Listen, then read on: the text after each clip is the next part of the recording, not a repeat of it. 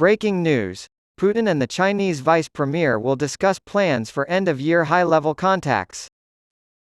The spokesman for the Kremlin was quoted by Russian news outlets on Tuesday as saying that Guoqing will meet with him to discuss bilateral contacts at the highest level before the end of the year. This week, Russia is holding a major economic forum in Vladivostok, and Putin is scheduled to meet with the Chinese vice premier there. This is another opportunity to quickly compare notes, including in the context of bilateral contacts at the highest level planned before the end of this year, Russian agencies quoted spokesman Dmitry Peskov as saying. Putin plans to visit China in October for the Third Belt and Road Forum, according to Kremlin foreign policy advisor Yuri Ushakov. This is in response to an invitation extended by Xi during his high-profile state visit to Russia in March. As part of its strategy to force Russia's armed forces to retreat, Ukraine claims to have made advances on the front in the east and south. According to the head of the local military administration, Ukrainian troops near the frontline town of Avdiivka took advantage of Russian forces focusing on to advance and capture part of the village of Opythna to the south. Vitaly Barabash said on national television, "In my opinion, this is very significant. I think the enemy may have been a little blind to what was happening to the south." He referred to the advance as a thunderous assault operation, and said that fighting had already broken out in the town. Ukraine's president, Volodymyr Zelensky, had earlier claimed that his country was close to making a major breakthrough in its counteroffensive before deteriorating weather made further progress more difficult.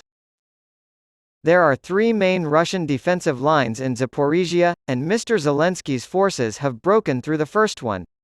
Further gains are possible in the coming weeks, though a breakthrough will not occur tomorrow or the day after tomorrow, he said. If we push them, Russia, from the south, they will run, he said in an interview with The Economist. On Monday, Britain accused Russia of launching a missile at a civilian cargo ship while it was docked in the Black Sea on August 24.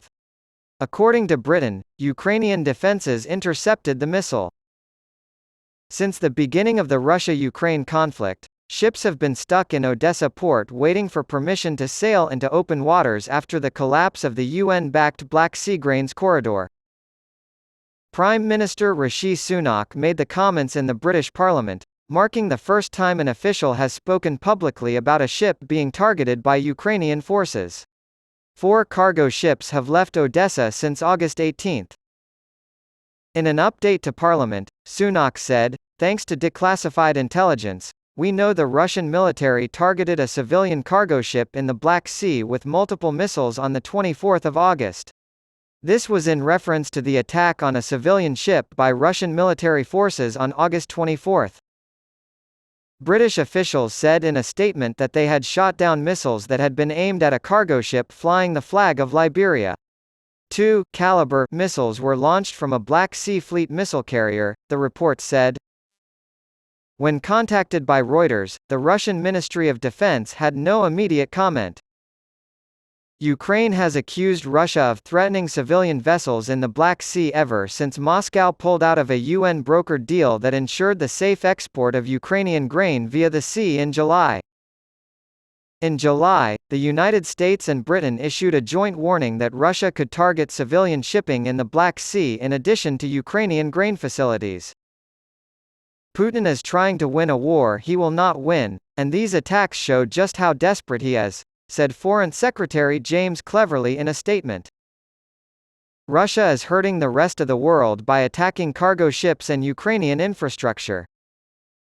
The headline and first 2 paragraphs of this article have been updated to correctly refer to China's vice premier rather than vice president. Lydia Kelly in Melbourne filed the report.